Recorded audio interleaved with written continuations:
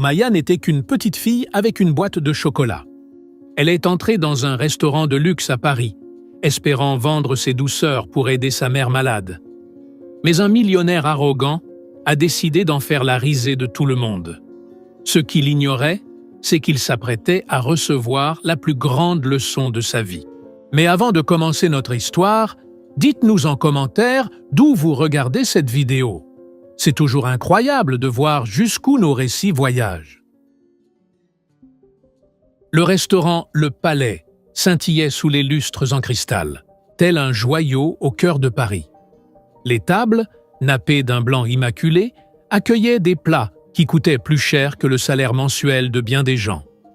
Ce vendredi soir-là, la grande salle avait été entièrement privatisée pour un dîner exceptionnel. Philippe Garnier, l'un des entrepreneurs les plus riches de France, avait tout organisé lui-même. Il tenait à impressionner Henri Baumann, un investisseur allemand réputé pour son sérieux et sa fortune. Philippe ajusta le nœud de sa cravate italienne en observant les invités arrivés. Il y avait là des hommes politiques influents, des chefs d'entreprise et des personnes qu'il considérait comme stratégiques pour ses affaires. Tout le monde savait qu'être invité ici était un privilège. Philippe adorait ce pouvoir, voir les gens chercher à lui plaire, attendre son approbation. Quand Henri entra dans la salle, Philippe se précipita vers lui avec un large sourire. L'Allemand, grand, les cheveux gris bien coiffés, avait un regard perçant qui semblait tout analyser autour de lui. Il portait un costume discret, mais manifestement coûteux. « Henri, mon ami, bienvenue !» s'exclama Philippe en tendant la main avec un enthousiasme un peu trop démonstratif. « Philippe !» répondit Henri en lui serrant la main fermement, mais sans la même chaleur. « Viens, j'ai réservé la meilleure table. Le chef a préparé un menu spécial ce soir. Tu vas te régaler. » Philippe guida l'Allemand jusqu'à une table près de la fenêtre, d'où l'on apercevait la tour Eiffel illuminée. Le dîner débuta avec du champagne français et des conversations d'affaires. Philippe parlait fort, gesticulait beaucoup et riait à ses propres blagues. Il racontait ses réussites, ses voitures, ses voyages. Henri l'écoutait en silence, répondant uniquement quand il le fallait, ce qui ne faisait que redoubler les efforts de Philippe pour l'impressionner. « Tu sais, Henri, le marché français est incomparable. Je connais chaque recoin, chaque faille, chaque opportunité. C'est pour ça que mon entreprise a autant grandi ces dernières années. » Il remplit de nouveau le verre de son invité. « Intéressant ?» répondit Henri, tout en découpant calmement son plat. Les autres convives à table riaient aux histoires de Philippe, acquiesçaient à tout, posaient des questions qui le mettaient encore plus en valeur. Philippe était en pleine démonstration de pouvoir quand quelque chose d'inattendu se produisit. La porte du restaurant s'ouvrit et une jeune fille entra timidement. Elle avait environ 12 ans, la peau noire, les cheveux crépus tressés simplement. Elle portait des vêtements propres mais visiblement usés et elle tenait une boîte en bois. À l'intérieur, des chocolats faits maison, emballés dans du papier coloré. Le vigile du restaurant se dirigea aussitôt vers elle. « Hé, petite, tu n'as rien à faire ici. Cet établissement est privé. S'il vous plaît, monsieur, je veux juste vendre quelques chocolats. Ma mère est malade.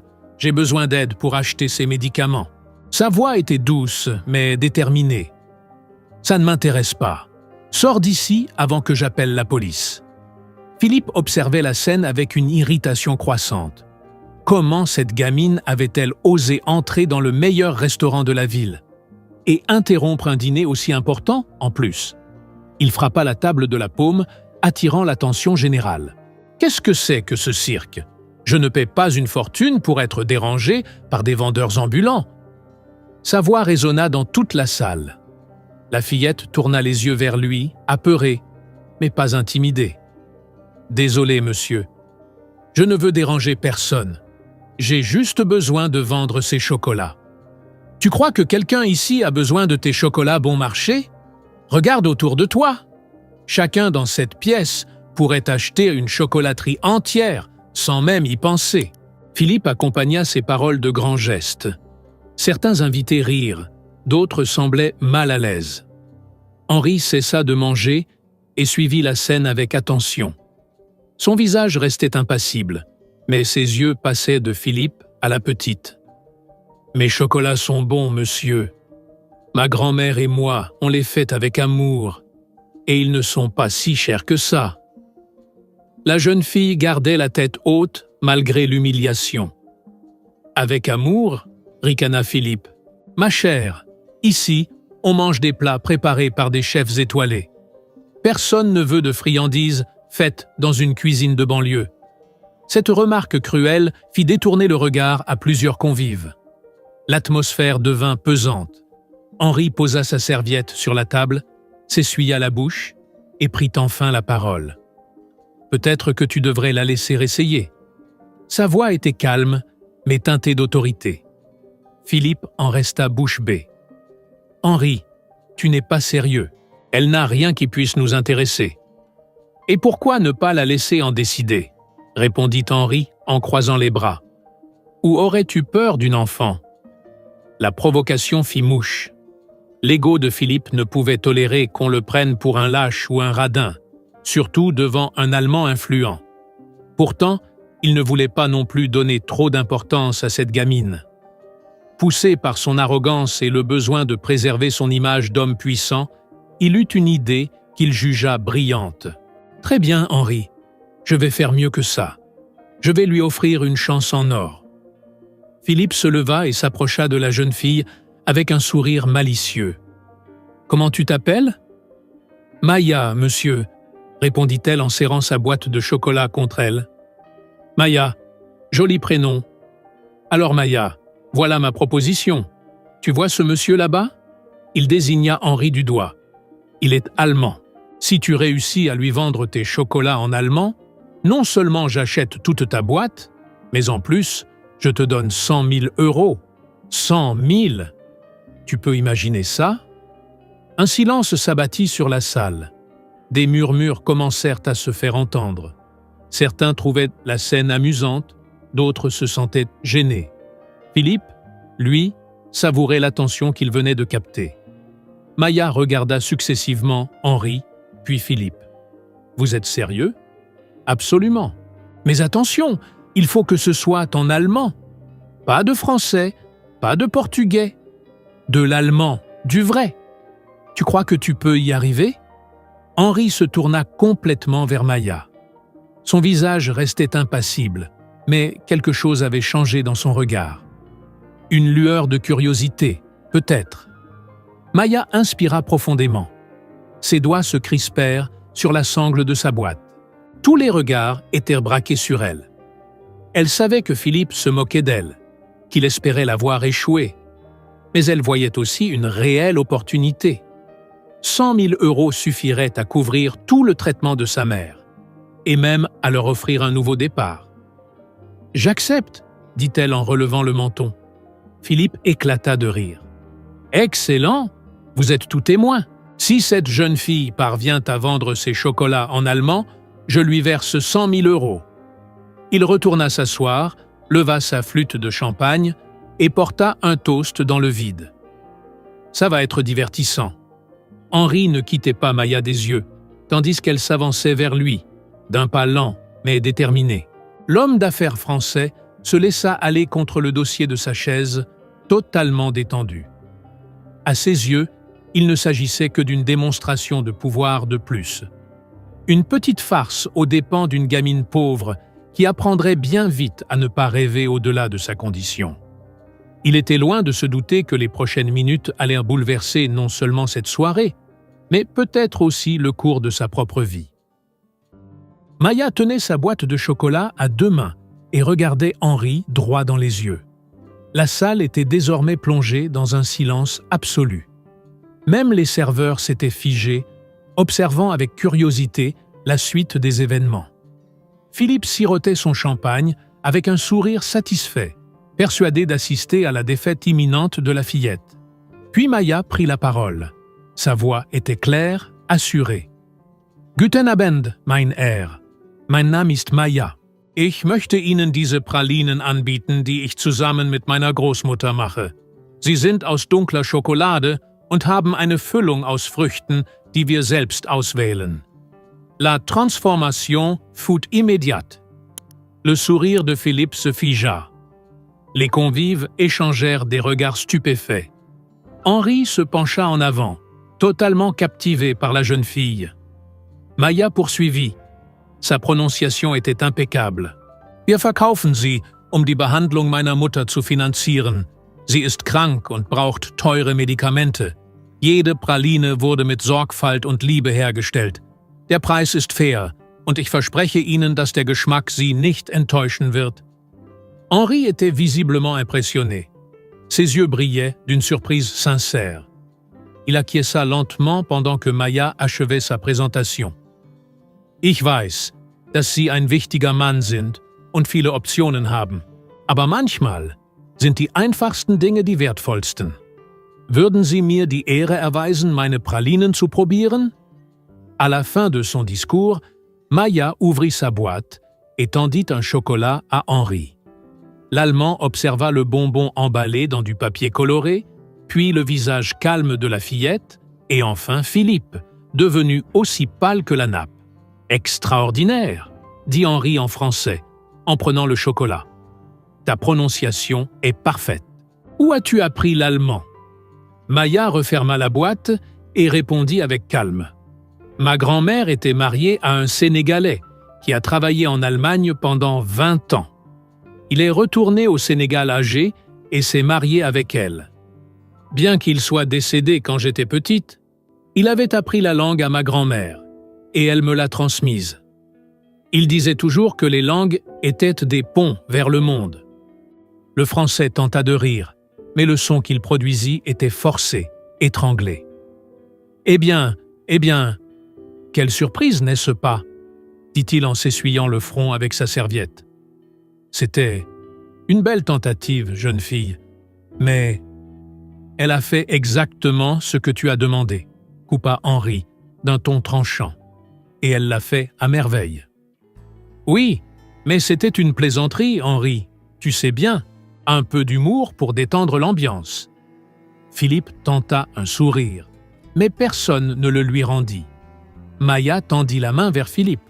« Monsieur, vous avez donné votre parole devant tout le monde. Vous avez dit que vous me donneriez 100 000 € si je vendais mes chocolats en allemand. Je l'ai fait. Maintenant, s'il vous plaît, tenez votre promesse. » La dignité dans la voix de cette fillette de 12 ans éclipsait toute l'arrogance que Philippe avait affichée jusque-là. Il balaya la salle du regard, à la recherche de soutien, mais ne rencontra que des visages fermés, embarrassés ou désapprobateurs. « Écoute, il y a eu un malentendu. Je ne pensais pas que tu allais vraiment, » balbutia Philippe. « Tu ne pensais pas qu'elle allait quoi ?» demanda Henri, se levant d'un bond, pour la première fois la voix dure. « Tu ne pensais pas qu'elle en serait capable? Tu ne pensais pas devoir tenir parole? Ou tu ne pensais pas être pris à ton propre piège d'arrogance ?» Philippe sentit une goutte de sueur couler dans son dos. « Henri, tu exagères. C'était juste une plaisanterie qui a mal tourné. »« Une plaisanterie ?» Henri s'approcha jusqu'à se retrouver face à face avec lui. « Tu t'es moqué d'une enfant. Tu as lancé un pari en espérant l'humilier. Et maintenant qu'elle t'a surpassé, tu veux t'esquiver? Je ne m'esquive pas. Mais 100 000 €? Soyons raisonnables, » tenta Philippe désespéré. « Tu es raisonnable quand tu penses gagner, mais dès que tu perds, tu changes les règles ?» Henri secoua la tête, écœuré. En Allemagne, on apprend dès l'enfance que la parole d'un homme est sacrée. Quand on dit quelque chose, on le fait. Une parole donnée est un contrat, Philippe. Et tu viens de briser le tien, devant témoins. Le silence dans la salle était pesant. Personne ne défendit Philippe. Les politiciens et hommes d'affaires qui, quelques minutes plus tôt, riaient à ses blagues, le regardaient désormais avec distance. Certains murmuraient entre eux, jugeant son comportement. Maya restait immobile, tenant sa boîte de chocolat. Il n'y avait aucune fierté arrogante dans son expression, juste une attente paisible. Elle avait fait sa part. C'était à Philippe de faire la sienne. Philippe sentit le sol se dérober sous lui. Toute sa réputation, ses relations, son prestige, tout s'effondrait, emporté par son propre orgueil. « Henri, je t'en prie, parlons-en en privé. » Henri se recula, comme si le contact de Philippe l'avait sali. « Il n'y a rien à discuter. Tu as deux choix. Tenir parole et sauver un reste de dignité, ou trahir ta promesse et prouver à tous ici que tu es un homme sans honneur. »« Et notre affaire ?» demanda Philippe à voix basse, la gorge nouée. « Quelle affaire ? Tu crois vraiment que je vais faire affaire avec un homme qui ne tient pas sa parole ? Qui se moque des enfants ? Qui humilie les plus faibles pour flatter son ego ? Je peux pardonner beaucoup de choses, Philippe. Une erreur commerciale, une divergence d'opinion, même un peu d'arrogance. Mais je ne pardonne jamais un manque de caractère. » Les mots de Henri frappèrent Philippe comme un coup de poing. Le contrat qu'il avait mis des mois à négocier s'effondrait sous ses yeux. Tout ça pour 100 000 € et une fille avec une boîte de chocolat. Maya observait la scène en silence. Elle voyait le désespoir sur le visage de Philippe. Une part d'elle éprouvait de la compassion. Mais une autre savait qu'il ne devait s'en prendre qu'à lui-même. Elle n'avait rien demandé de plus qu'une chance de vendre ses chocolats. C'était lui qui avait transformé cela en spectacle d'humiliation. Philippe resta immobile au milieu de la salle, écrasé par le poids de tous les regards posés sur lui. Henri marchait déjà vers la sortie. Le dîner, qui devait sceller une grande affaire, s'était transformé en un désastre total. « Attends !» cria Philippe, sa voix plus forte qu'il ne l'aurait voulu. Henri s'arrêta, mais ne se retourna pas. « Je vais payer. » L'Allemand se tourna lentement. « Tu vas payer parce que tu le veux ou parce que tu as compris que tu n'as pas le choix ? Est-ce que ça a vraiment de l'importance ? » demanda Philippe, vaincu. « Ça a beaucoup d'importance, » répondit Henri en revenant sur ses pas. Il s'arrêta à quelques mètres. « Si tu paies juste pour sauver notre affaire, alors ne paie pas. Je ne veux pas de partenariat fondé sur ça. Mais si tu paies parce que tu comprends que ta parole a un sens, alors oui, paie. Et peut-être, je dis bien peut-être, je reconsidérerai mon jugement sur toi. » Philippe tourna la tête vers Maya. La fillette ne montrait ni colère, ni rancune. Elle attendait simplement, avec un calme impressionnant pour son jeune âge. Comment faisait-elle pour rester aussi posée, alors que lui, homme d'affaires aguerri, était en train de s'effondrer ? « Je voulais juste vendre mes chocolats. Si vous ne voulez pas payer, ce n'est pas grave. Je partirai et je ne dérangerai plus personne. » Ces mots furent comme un miroir tendu à Philippe.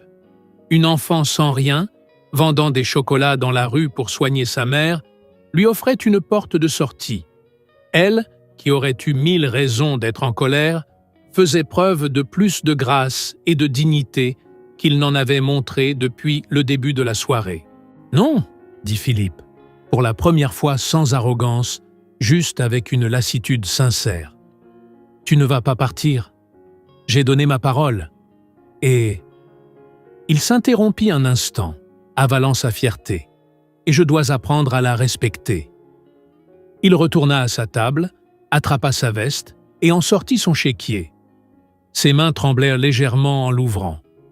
Henri observait la scène sans dire un mot, le visage toujours sérieux, mais avec une expression un peu plus adoucie. Philippe écrivit le montant, 100 000 €. Une somme dérisoire pour lui sur le plan financier, mais qui, en cet instant, semblait lui coûter son âme. Il signa, détacha le chèque, puis le fixa longuement. « Quand ma fille avait ton âge, » commença-t-il d'une voix étranglée, « elle était aussi déterminée que toi, brillante, digne. » Il leva les yeux vers Maya. « Elle est morte il y a 5 ans. Leucémie. » La révélation tomba comme un poids dans la pièce. Certains baissèrent la tête. Henri ferma brièvement les yeux. « Je la revois quand je te regarde, » continua Philippe. « Le même âge, la même force. Et moi, je me suis comporté d'une manière qui l'aurait rendue honteuse de son père. Une larme roula sur sa joue, et il ne chercha même pas à la cacher. « Je te demande pardon, Maya. Pardon pour ma cruauté, pour avoir voulu t'humilier, pour avoir utilisé mon pouvoir de la pire des façons. » Il tendit le chèque vers elle. Maya le regarda, puis fixa les yeux de Philippe. Quelque chose avait changé. Ce n'était plus le même homme arrogant. C'était quelqu'un de brisé, mais peut-être, pour la première fois depuis longtemps, sincère. Elle prit le chèque avec précaution. « Merci, monsieur, et je suis désolé pour votre fille. » Philippe hocha la tête, incapable de répondre. Henri s'approcha et posa une main sur son épaule. Un homme qui reconnaît ses torts vaut mieux que celui qui les cache. Tu as fait ce qu'il fallait, Philippe. Tard, mais tu l'as fait. L'affaire, tenta Philippe. On en reparlera plus tard, dit Henri. Ce soir, tu as appris quelque chose de plus précieux que n'importe quel contrat. Philippe regarda autour de lui. Certains invités étaient encore là, le fixant. D'autres étaient partis, sans doute pour raconter l'histoire ailleurs. Sa réputation était entachée, il le savait. Mais étrangement, cela lui importait moins qu'il ne l'aurait cru. Il y avait quelque chose de libérateur dans cette perte de façade, dans le fait d'avoir été mis à nu. « Puis-je acheter tous tes chocolats ?» demanda Henri à Maya. « Pas par pitié, mais parce que ton histoire m'a touché, et parce qu'un produit fait avec autant de soin mérite d'être soutenu. » Maya sourit, un vrai sourire, radieux, sincère. « Oui, monsieur, merci beaucoup. » Henri acheta 10 boîtes de chocolat. Il paya le prix juste pour chacune, puis ajouta un généreux pourboire. Avant de partir, il griffonna quelque chose sur une carte et la tendit à Maya. « Voici mes coordonnées. Si, plus tard, tu veux continuer à apprendre l'allemand ou étudier les langues, contacte-moi. J'ai des liens avec plusieurs universités en Allemagne. Un talent comme le tien ne doit pas être gâché. » Maya prit la carte comme si c'était un trésor. Des larmes coulaient sur ses joues. « Merci. Merci du fond du cœur, monsieur. Appelle-moi Henri, et ne me remercie pas. Tu as gagné tout ça par toi-même. » Il se tourna vers Philippe. « Je te laisse avec tes pensées. Appelle-moi la semaine prochaine. Peut-être que nous pourrons encore parler affaires. » Une fois Henri parti, le restaurant se vida peu à peu. Philippe resta seul à sa table, le regard posé sur l'endroit où Maya s'était tenue. Elle était partie, emportant avec elle le chèque qui changerait sa vie et celle de sa mère. Mais elle avait laissé quelque chose derrière elle, une leçon que Philippe n'oublierait jamais. Le directeur du restaurant s'approcha timidement. « Monsieur Garnier, puis-je faire quelque chose pour vous ?» Philippe secoua la tête. « Non, je crois qu'il s'est déjà passé assez de choses pour ce soir. » Il resta seul dans la grande salle silencieuse, avec pour seule compagnie ses pensées et l'amertume de son propre orgueil. Mais il y avait aussi autre chose, un petit goût de rédemption, une chance de devenir un homme meilleur. Philippe Garnier se réveilla le lendemain avec une sensation étrange. Pour la première fois depuis des années, il se regarda dans le miroir et n'aima pas ce qu'il vit. Pas son apparence, mais quelque chose de plus profond. Il voyait un homme qui s'était perdu en chemin, qui avait troqué son humanité contre la richesse, son empathie contre le pouvoir. Sa secrétaire l'appela de bonne heure. « Monsieur Garnier, les journaux parlent du dîner d'hier. Certains articles sont délicats. »« Qu'ils écrivent ce qu'ils veulent, » répondit Philippe, se surprenant lui-même. « Je l'ai mérité. » Pendant le petit déjeuner, il ne cessa de penser à Maya. Avait-elle déjà encaissé le chèque? Était-elle heureuse? Sa mère allait-elle s'en sortir? Et cette opportunité offerte par Henri, allait-elle vraiment en faire quelque chose? Les jours suivants, Philippe resta plongé dans une réflexion profonde. Il annula des réunions, déclina les invitations mondaines. Pour la première fois depuis des décennies, il voulait penser.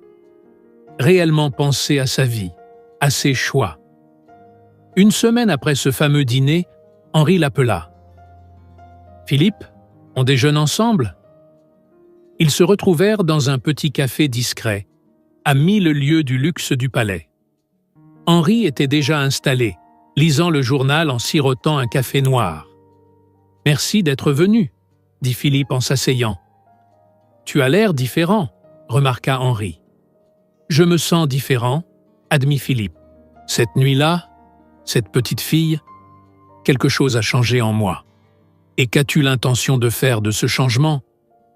Philippe inspira profondément. « Je veux créer une fondation, une structure qui aide des enfants comme Maya à apprendre des langues étrangères. Pas par charité superficielle, mais parce que je crois sincèrement que cela peut transformer des vies. » Henri sourit, un sourire sincère. « Voilà enfin un homme avec qui j'ai envie de faire des affaires. » Ils passèrent plusieurs heures à parler, non seulement de commerce, mais de sens. Henri partagea ses propres expériences avec des projets sociaux en Allemagne. Philippe découvrit alors un univers entier de réussite qui ne se mesurait pas en chiffres. Dans les semaines qui suivirent, Philippe se consacra avec passion à la création de la fondation. Il l'appela « mot de valeur », une référence directe à ce que le grand-père de Maya disait sur les langues. Qu'elles sont des trésors. La fondation offrirait des bourses d'études à des enfants défavorisés pour apprendre des langues, en mettant l'accent sur l'allemand, l'anglais et le mandarin. Philippe ne chercha pas à faire de cette initiative un coup de communication. Il ne voulait pas apparaître dans les médias comme un patron philanthropique. Il voulait changer les choses. Vraiment. Il recruta des enseignants qualifiés, noua des partenariats avec des écoles publiques, mit en place un système de sélection juste et transparent. La nouvelle de la fondation se répandit. D'autres chefs d'entreprise s'y intéressèrent. Certains par admiration sincère, d'autres pour soigner leur image. Philippe apprit à distinguer les uns des autres et n'accepta que les partenariats qui partageaient réellement ses valeurs. 2 mois après le dîner, un jeudi après-midi, sa secrétaire entra dans son bureau avec une enveloppe. Philippe reconnut tout de suite l'écriture. Une écriture d'enfant, appliquée. Il ouvrit l'enveloppe avec des mains fébriles. À l'intérieur, une lettre rédigée en français, accompagnée, à sa grande surprise, d'une petite traduction en allemand. « Cher Monsieur Philippe, j'espère que cette lettre vous trouvera en bonne santé. Je voulais vous remercier d'avoir tenu votre promesse cette nuit-là. Avec l'argent que vous m'avez donné, ma mère a pu suivre l'ensemble du traitement. Les médecins disent qu'elle réagit très bien. Elle va guérir. Ma grand-mère a pleuré de joie pendant 2 jours. Nous avons pu louer un petit appartement, simple mais digne. Je suis retourné à l'école. Je n'ai plus besoin de vendre des chocolats dans la rue, mais je continue d'en faire avec ma grand-mère. Parce que nous aimons ça. Maintenant, nous les vendons sur un marché le samedi. J'ai gardé la carte de Monsieur Henri. Quand je serai grande, je vais étudier beaucoup et un jour, j'irai en Allemagne pour apprendre les langues. Et vous savez quoi? Moi aussi, je veux aider des enfants comme moi. Je veux enseigner les langues à ceux qui n'ont pas les moyens. Vous m'avez appris quelque chose d'important ce soir-là, même sans le vouloir. Vous m'avez appris que les gens peuvent changer, qu'il est humain de se tromper, mais noble de reconnaître ses erreurs et de les corriger. J'ai entendu parler de votre fondation. Quand j'aurai l'âge, je voudrais postuler pour une bourse. Ou peut-être, un jour, y travailler et aider d'autres à avoir la même chance que moi. Ma grand-mère dit que je devrais vous apprendre l'allemand un jour pour vous remercier. J'adorerais faire ça. Quand vous voudrez, venez me trouver. Avec affection et gratitude, Maya. Philippe lut la lettre 3 fois. Chaque mot résonnait en lui comme un baume pour l'âme. Il n'avait pas seulement changé la vie de Maya et de sa famille, elles avaient changé la sienne. Ce soir-là, Philippe dîna seul dans sa grande maison.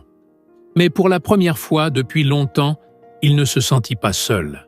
Il regarda autour de lui, les objets luxueux qu'il avait accumulés, aucun ne lui avait jamais apporté un vrai sentiment de paix. Il pensa à sa fille. Elle aurait été fière de lui aujourd'hui. Il pensa à Maya et à toutes les autres Mayas du monde, qui n'attendent qu'une opportunité. Il prit une feuille de papier et commença à écrire une réponse. Il écrivit en français, mais cette fois tenta de traduire quelques phrases en allemand. Il utilisa Google Traduction, fit sûrement beaucoup d'erreurs. Mais cela n'avait pas d'importance. L'important, c'était d'essayer. Chère Maya, ta lettre m'a profondément ému. Bien plus que tu ne peux l'imaginer. Apprendre que ta maman va mieux et que tu as pu retourner à l'école est la plus belle nouvelle que je pouvais recevoir. Tu as raison. Cette nuit-là a changé ma vie aussi.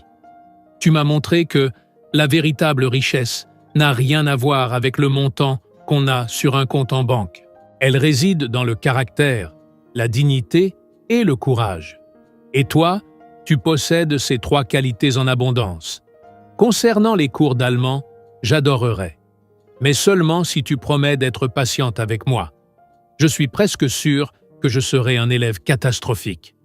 La Fondation t'ouvrira grand ses portes lorsque le moment viendra. Mais quelque chose me dit que tu n'en auras même pas besoin. Tu vas gagner ta place dans ce monde par ton propre mérite, comme tu le fais déjà. Continue d'être cette personne extraordinaire. Continue de faire des chocolats avec ta grand-mère. Continue d'étudier.